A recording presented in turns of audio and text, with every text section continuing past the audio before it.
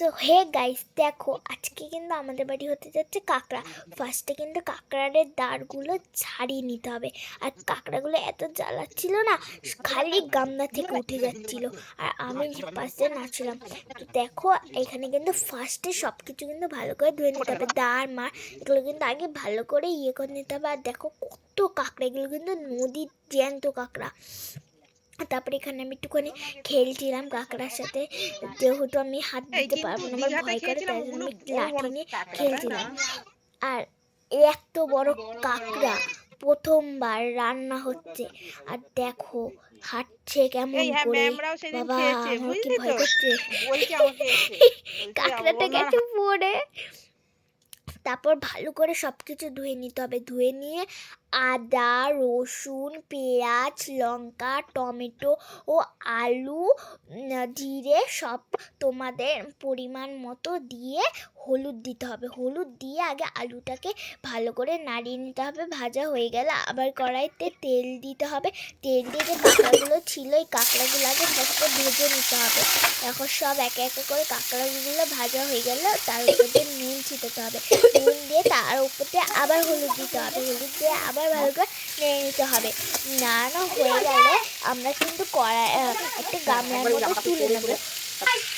তারপর আবার কড়াইতে তেল দিয়ে লবঙ্গ, কাঠপিয়াদা দিয়ে আমরা ভালো করে আগে নেড়ে নেব।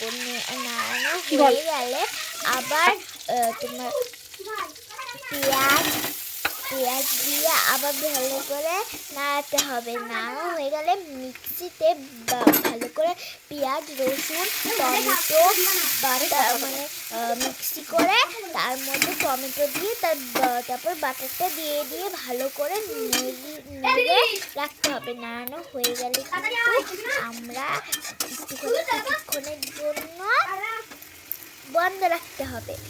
তারপর হচ্ছে তোমাদের নাড়ানো হয়ে গেলে তারপর যে কাঁকড়াগুলো ছিল ওইগুলো দিয়ে দিতে হবে।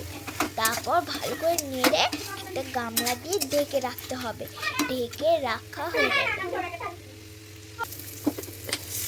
তারপর কাঁকড়ার মধ্যে একটু জল দিয়ে দিতে হবে। জল নিয়ে আবার নেড়ে নিতে হবে। নেড়ে নেওয়ার পর আগে যেরকম ঢাকা দেওয়া ছিল, আবার তোমাদের পরিমাণ মতো আগে জল নিয়ে নেবে। জল নিয়ে একটু নাড়িয়ে তারপর তোমাদের গামলা দিয়ে ঢাকা দিয়ে রাখতে হবে।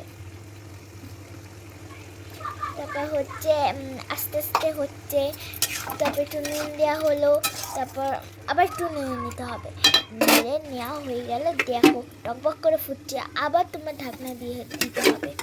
এবার তারপর কিছু বন্ধ দিয়ে দেখো আমাদের কাঁকড়া কিন্তু ফাইনালি রেডি হয়ে গেছে। দেখো পুরো কষা কষা ধোয়া বেড়েছে। আহা, তারপর আবার কিছুক্ষণের জন্য একটু নাড়িয়ে নিতে হবে। তারপর ঢাকা দিয়ে আবার খুলে দিতে হবে। খুলে দিয়ে আগে দেখতে হবে যে সেটা হয়েছে কি হয়নি। তারপর দেখো কাঁকড়া কিন্তু কিছুক্ষণের মধ্যেই রেডি। তারপর আমি খেতে চলে এসেছি। আর যেহেতু আমি একটু নাড়াচ্ছিলাম, আমার যেহেতু নাড়াতে খুব ভালো লাগে, তাই আমি একটু নাড়াচ্ছিলাম। দেখো তারপর আমি এখানে কাঁকড়া, দেখো কাঁকড়া পুরো খাইতো হয়েছে কাঁকড়া। তারপর আমি এখানে একটু নিয়েছি, খুব গরম। তারপর আমি মুখে দিয়ে দেখছি দারুণ হয়েছে। তারপর দেখো আমি খাচ্ছিলাম, জাস্ট অসাম হয়েছিল, অসাম।